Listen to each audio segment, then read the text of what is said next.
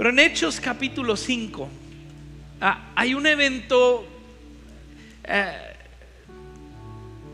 determinante en la vida de la iglesia, diría yo, y en el rumbo todavía de la humanidad. Algo que se declaró que creo que el que lo hizo ni sabía lo que estaba diciendo. Pero imagínate, vienen este grupo de gente que ha seguido durante 3 años a este supuesto Mesías, a este hombre que hacía milagros y días antes resucita a uno de sus amigos. Y ahora llegan al viernes, que le llamamos Viernes Santo, pero es un viernes trágico, diría yo, para ellos, donde su Mesías, en quien habían puesto su esperanza, imagínate, habían dejado sus trabajos, sus vidas, todo por seguir a y ahora está colgado en un madero. Es como si ahorita viniera una empresa a decirte: renuncia a tu trabajo y te tienen 3 años de practicante, o sea, pagándote nomás la gasolina, y si bien te va, y ya por fin piensas que ya, y luego dicen: no, mejor nos vamos a ir a Estados Unidos o a otro lugar. Todos sus sueños rotos. Y luego el sábado, que le llamamos sábado de gloria, pero creo que para ellos fue el sábado de un horripilante silencio, de un miedo de qué va a pasar, de una incertidumbre.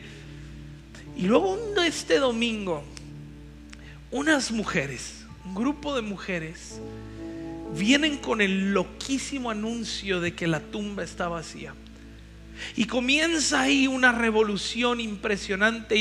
Y este grupo de gente que se llamaban discípulos, de repente comienzan a predicar y anunciarle a todo mundo: la tumba está vacía, Jesús resucitó, sí es verdad. Y se vuelve una locura. Y en Hechos capítulo 5 son arrestados estos discípulos, estos apóstoles, porque no saben qué hacer con ellos, y los llevan delante del concilio, del gran. En estos tiempos, y hoy en día, pues religión o iglesia y Estado están separados, gracias a Dios.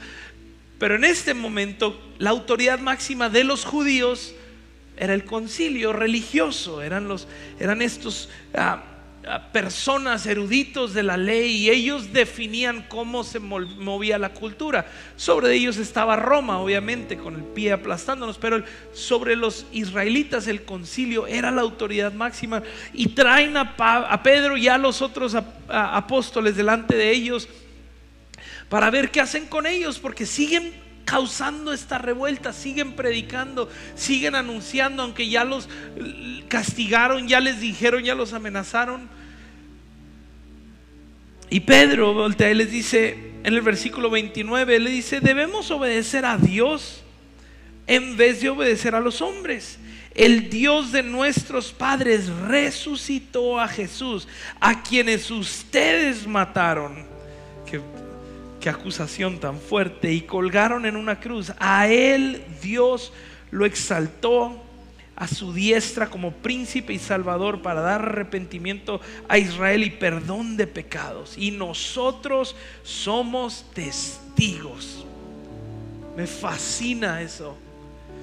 Dice el Dios de nuestros padres. O sea, aquí trae toda la historia del Antiguo Testamento. El Dios de Abraham, Isaac y Jacob. Él resucitó a Jesús. Dice: y nosotros somos testigos. No nada más nosotros escuchamos el chisme de las mujeres, no solo nos platicaron, nosotros lo hemos visto, y eso hace la diferencia. Me salto al versículo 33, donde cuando ellos, el concilio, oyeron esto, se sintieron profundamente ofendidos y querían matarlos. Pero cierto fariseo llamado Gamaliel, maestro de la ley, respetado por todo el pueblo, se levantó en el concilio y ordenó que sacaran fuera a los apóstoles por un momento. Entonces les dijo: hombres de Israel, tengan cuidado de lo que van a hacer con estos hombres, porque hace algún tiempo Teudas se levantó pretendiendo ser alguien, y un grupo como de 400 hombres se unió a él. Teudas es uno de muchos que se levantó autoproclamándose el Mesías. ¿sí? Gente harta de Roma y de la opresión y los impuestos de Roma, y conociendo las promesas del Antiguo Testamento, la ley y los profetas para ellos, se levanta como Mesías, dice, y se le unen como 400 hombres, y fue muerto, y todos los que los seguían fueron dispersos y reducidos a nada. Después de él se levantó Judas de Galilea en los días del censo y llevó mucha gente detrás de sí, más de 400 aparentemente.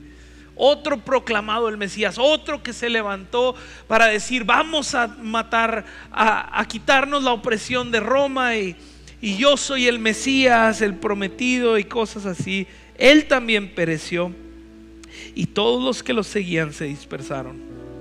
Por tanto, en este caso les digo que no tengan nada que ver con estos hombres, déjenlos en paz, porque si este plan o acciones de los hombres perecerá.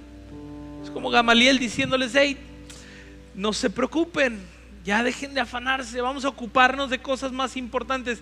A estos pobres, voltéenlos a ver, son unos chamacos. Algunos piensan que los apóstoles en este momento tienen más o menos 18 años en promedio, 20, o sea, son unos chamaquitos. Son pescadores o trabajadores, obreros. No les pongan importancia. Así como los otros Mesías, una vez que su Mesías muere, el movimiento se disipa. Y ya lo hemos visto antes, y acabamos de matar a Jesús, así que ¿qué más da? Solo denle tiempo y esto se va a disipar. Pero el versículo 39 dice: pero si es de Dios, no podrán destruirlos. Yo no sé si Gamaliel está consciente de lo que está diciendo. Parece que sí, es un hombre sabio, es un hombre respetado que ama a Dios. Cuando leemos a hombres como esto en la Biblia, no todos eran malos, porque hoy se pintan es fácil pintarlos como los malos, pero hay algo en Gamaliel, y me atrevo a decir esto: yo creo que Gamaliel ni sabe que está profetizando una de las mayores profecías de la iglesia. Si es de Dios, es imposible que los destruyan. Y vaya que primero fueron unas mujeres, que para empezar, yo creo que algunos dijeron, o sea, he oído gente decir, ¿no?, cosas como: eso lo inventaron, se juntaron esos Pedro y Juan y 2, 3 ahí, se juntaron e inventaron que Jesús había resucitado, ¿sí? Pero simplemente el hecho de pensar que los primeros seres humanos en declarar la buena noticia o ser los primeros evangelistas fueron un grupo de mujeres. Eso hoy en día dirías: qué padre, qué bonito, ¿no? En este tiempo, en una cultura absurdamente machista, los romanos, los griegos y los judíos realmente no daban tanto valor a la mujer como al hombre. Y el hecho de que mujeres fueron las primeras en evangelizar es una movida muy valiente de nuestro Dios. O sea, no tiene a nada que temerle. Y luego un grupo de hombres, el resto de los discípulos, comienzan a decir: es que nosotros lo hemos visto, es más, tocamos sus heridas. Esto no nos lo platicaron, se paró en medio de nosotros. Y luego un grupo de 500 hombres, que historiadores dicen que hay dos opciones: o estos 500 vieron verdaderamente a Jesús, o todos tomaron hongos alucinógenos al mismo tiempo y tuvieron la misma visión. Esas son las únicas dos opciones que hay. Y estos 500, y luego 3,000, y luego 5,000, y luego por toda Judea, Samaria, India, España, Roma y hasta México, se sigue cumpliendo la profecía de Gamaliel: si esto es de Dios, nunca podrán destruirlos, y ni los carros romanos, ni la tortura, nada. ¿Por qué? Porque Cristo Jesús sí resucitó. El apóstol Pablo dice en 1 Corintios, dice: si no hay resurrección, nuestra fe es absurda. Es más, somos dignos de lástima. Somos dignos de que la gente nos vea y nos diga: pobres, pobrecitos, no saben, o sea, no hay nada que hacer con ellos. Pero ciertamente Cristo Jesús sí resucitó. Y como si la evidencia histórica no fuera suficiente, que es abrumadora, el hecho de que tú y yo estemos aquí es evidencia misma de que Jesús sí resucitó. Es imposible que nos engañaran a todos nosotros. A lo mejor hay 2, 3 aquí que dicen: no, pues yo vengo porque mi mamá me trajo, pero estos cristianos quién sabe qué les mete. Es imposible que miles y miles y miles y millones de personas el día de hoy estén celebrando a Cristo. Por eso Gamaliel lo dijo: si esto es de hombres, perecerá, pero si es de Dios, entonces nadie lo puede tener. ¿Por qué? Porque todo depende de la resurrección. Me encantan las enseñanzas de Jesús. Nadie, ningún maestro de la ley, jamás, ni de ninguna otra religión, ni ninguna otra filosofía, nadie ha enseñado como Jesús. Obviamente Jesús, hay sabiduría en todo el mundo, ¿no? Y en diferentes religiones y cosas ha habido enseñanzas que obviamente concuerdan con las de Jesús, pero nadie se atrevió a decir: ama a tu enemigo. Nadie se atrevió a decir: el que verdaderamente ama pone su vida por los otros, y puso su vida por los demás. Nadie enseñó lo que Jesús enseñó. Es increíble. Nadie hizo los milagros que Jesús hizo. Ha habido otros milagros, hay otras cosas locas, espiritualoides, donde hay milagros. En Moisés, ¿sí? Cuando Moisés y Aarón están con los de Egipto, ellos también hacen milagros, pero nadie hizo los milagros que hizo Jesús. Juan se atreve a decir: si escribiéramos todos los milagros que Jesús hizo, no habría suficientes libros. Ahora, no es literal, es una exageración, pero dice: es exagerado los milagros. Pero ahorita platicaba con alguien y me dice: ¿y sabes quién más? Nadie más hizo. Ningún maestro, ningún iluminado, ninguna religión, ninguno prometió o proclamó o profetizó morir y resucitar. Hay otros que profetizan, no sé, hay una religión rara que profetiza que si tú eres de la forma que ellos dicen que sea, en el cielo te esperarán quién sabe qué tantas cosas locas que no voy a decir porque son obscenas. Pero hay otros que profetizan y prometen, ¿no?, una vida después de la muerte o reencarnación o cosas. Pero ningún maestro, ningún profeta, ningún sabio voltea y dice: yo voy a morir y yo voy a resucitar, y luego lo hizo. Solo Jesús. Todo depende de la resurrección. Es el único, lo que el ser humano no podía hacer. El ser humano puede muchas cosas. El ser humano ha podido vencer hambrunas, fríos, calores, el viento de ayer. Pero no, la muerte es el horizonte inalcanzable hasta que llegó Jesús. Me encanta que los ángeles en Apocalipsis, el canto de los ángeles es: santo, santo, santo es el Cordero que fue inmolado. Santo es la máxima exclamación de adoración que ellos pueden hacer. Yo lo entiendo así, es como decir santo, es decir, es tan superior que ni siquiera tenemos una categoría para poder describirlo. Y la razón por la cual hacen esta suprema adoración no es por su creación, aunque lo adoran por la creación, no es por su gloria y majestad, aunque sí lo hacen porque Él hizo lo impensable. Dios se hizo hombre, murió y resucitó.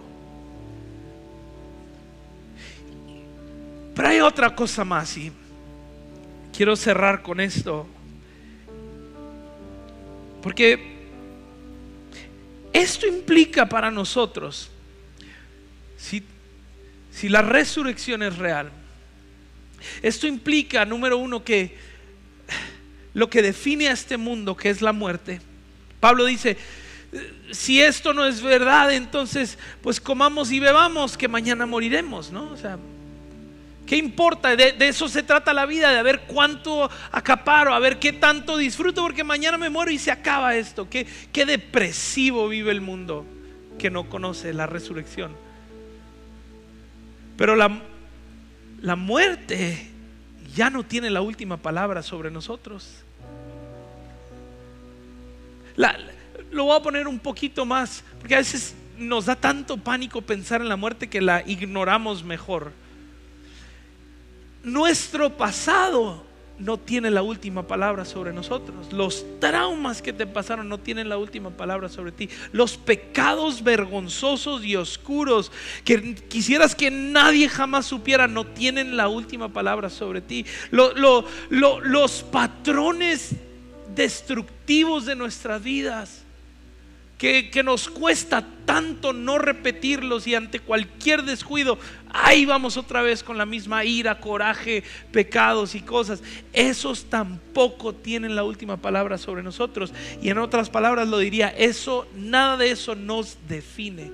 Lo único que nos define es Cristo Jesús y su resurrección. Pero evidencia, y vaya que es abrumadora, no es lo que Cristo prometió, ¿sí? Él no dijo: les dejo una evidencia clarísima para que puedan creer el resto de sus vidas.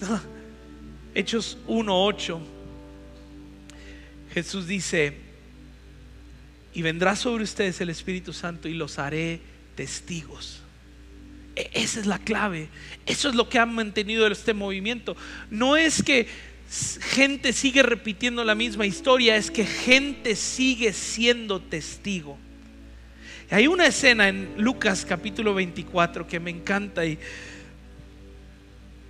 es cuando Jesús se encuentra ya resucitado, se encuentra con dos de los que probablemente lo siguieron, fueron sus discípulos, dos hombres en camino a Emaús, y se les acerca y les dice: hey, ¿qué pasa? ¿Por qué están tristes? Y le dicen: ¿qué no sabes? El que creímos, al que seguimos, lo crucificaron. Y unas mujeres dicen que resucitó, pero ¿cómo creer eso? ¿No? Y Jesús empieza a tomar Moisés, todos los libros, el Pentateuco, los 5 primeros libros del Antiguo Testamento, les empieza a explicar, y luego a través de los Salmos y los profetas les empieza a explicar cómo todo esto estaba profetizado. El Mesías tenía que padecer, y ellos están como que lo tienen enfrente y no se dan cuenta que es Jesús. Pensé: puedo tener toda la evidencia de la resurrección enfrente de mi cara y ni aún así creerlo. Pero en el versículo Lucas 24, versículo 29 dice: y ellos insistieron diciendo: quédate con nosotros, porque está atardeciendo y el día ya va declinando. Y entró a quedarse con ellos, y al sentarse a la mesa con ellos, Jesús tomó el pan, lo bendijo, lo partió y se los dio. Entonces les fueron abiertos los ojos y lo reconocieron. Pero él desapareció de la presencia de ellos, y se dijeron el uno a otro: ¿no ardía nuestro corazón dentro de nosotros mientras nos hablaba en el camino, cuando nos abría las Escrituras? Me fascina esta escena en la Biblia, porque aún teniéndolo enfrente, no lo veían. ¿Cuándo fue? Cuando Jesús se sienta con ellos, y misma secuencia de la última cena antes de su muerte: toma el pan, lo bendice, lo parte y luego se los reparte.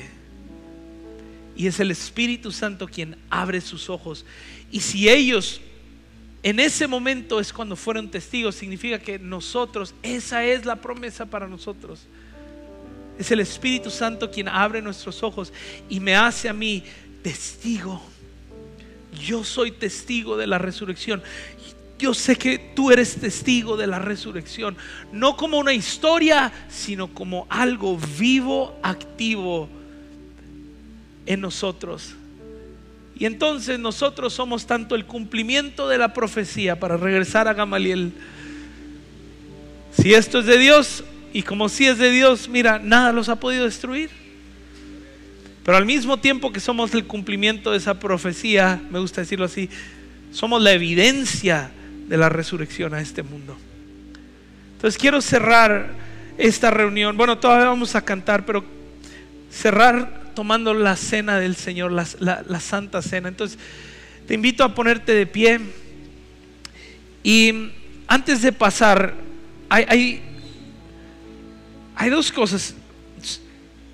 Si tú has creído en Jesús, que Él murió y resucitó, ahorita te voy a invitar a pasar y tomar un pedacito de pan y un vasito. Si vienes con 2 o 3, trata de llevarte varios para hacerlo un poco más rápido. Si tú estás en un punto de tu vida donde ya estás tan acostumbrado a este término que realmente tu vida no está cautivada por la resurrección, te voy a invitar a que también pases y al tomarnos ores y digas: Señor, abre mis ojos así como a ellos, así cuando comieron ese pan que les partiste, sus ojos se abrieron. Y porque eso nos pasa a todos, vivimos en una cultura religiosa. Pero también quiero invitarte, si tú nunca le has entregado tu vida a Cristo, nunca has experimentado el perdón de los pecados, nunca has experimentado la resurrección de Cristo corriendo por tus venas, yo quiero invitarte también a que juntos el día de hoy declares a Jesús como tu Señor y Salvador, tomando de los elementos, pasando y tomando ya. Y ahorita yo te dirigiré como, porque vamos a hacer una oración, pero al comer tú estás declarando ahí en tu ser: tú moriste y tú resucitaste. Y al tomar la sangre, el que es la copa es jugo de uva, ¿sí? Debería ser vino, pero hay menores o hay gente con problemas, así que uvita es bueno. Ahí estás declarando: Jesús, creo en tu perdón y creo en tu resurrección. ¿Les parece? Puedes pasar a tomar de los elementos y tenlos ahí en tus manos.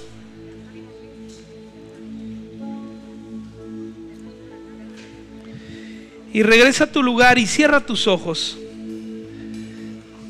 Cuando ya tengas ahí los elementos, todavía no los tomes, pero cierra tus ojos y empieza a pensar.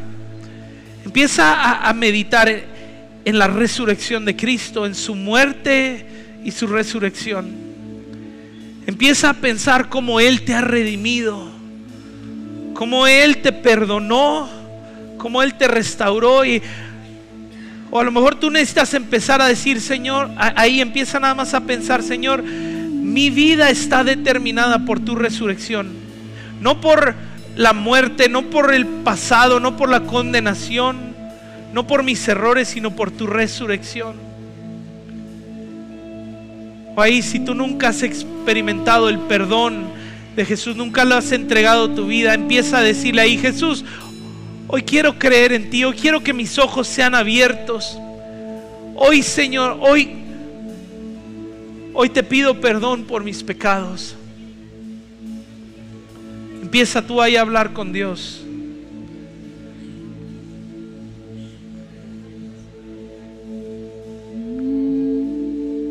Empieza nada más a meditar y recordar. Esto es lo que Jesús dijo: hagan esto en memoria de mí.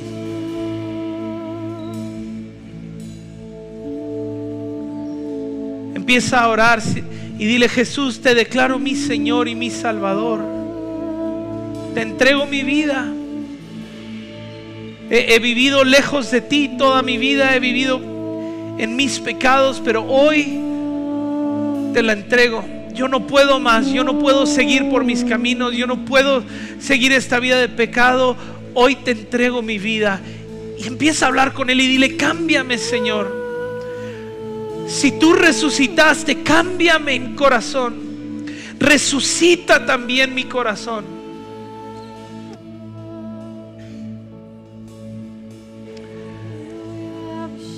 Cambia mis deseos, cambia mi mente.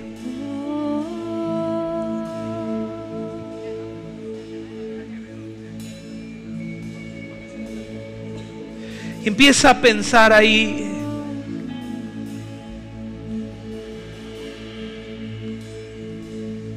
Cómo el perdón de Jesús no tiene límites. Cómo su gracia nunca se acaba.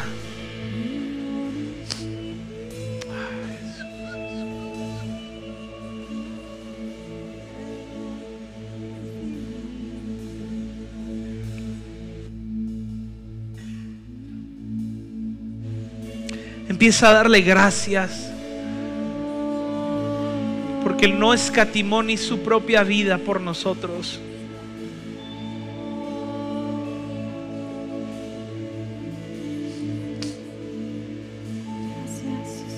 Y entonces Jesús tomó el pan, lo bendijo, lo partió y lo repartió y dijo: este es mi cuerpo que por ustedes es partido. Y el día de hoy, Señor, tomamos esta pieza de pan. Y esta representa tu cuerpo, Señor. Representa que la separación, el velo que había entre la raza humana y su Creador, al tu cuerpo ser partido, ese velo fue partido. Ya no hay separación. Ya no hay una barrera que nos distancia de ti. Al contrario, podemos entrar confiadamente delante del trono de misericordia al tu cuerpo ser partido. Así que comemos el pan en memoria de ti. Come del pan.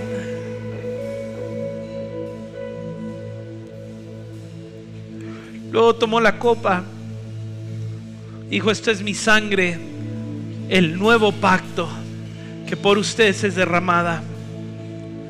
Y Jesús, hoy esta copita, este vasito de jugo de uva, del fruto de la vid, lo tomamos en representación de cuando tu sangre fue derramada, cada gota de tu sangre derramada en la cruz del Calvario para lavar todos nuestros pecados y transgresiones. Ya no hay más condenación, ya no queda ningún pecado sin lavar, porque tu sangre clama más fuerte que la de Abel, más fuerte que la venganza, más fuerte que el reclamo. Tu sangre nos purifica y es el pacto que tú haces con nosotros. No es nuestra promesa para que nos vamos a portar mejor o ahora sí echarle ganas. Es que tú hiciste pacto conmigo. Y es un pacto que no se puede romper y permanece para siempre. Hacemos esto en memoria de ti. Toma de la copa. Y Señor, al celebrar y al recordar con la Santa Cena, Señor, con los elementos, Espíritu Santo, yo pido en este momento que ojos sean abiertos, todos nuestros ojos sean abiertos a ser más cautivados con tu resurrección. Y así como esos discípulos, sus ojos fueron abiertos y sus corazones fueron encendidos en fuego, así tu Espíritu Santo hoy nos hace testigos tuyos de tu poder de resurrección, de tu perdón, de tu gracia que nunca se acaba. En el nombre de Jesús.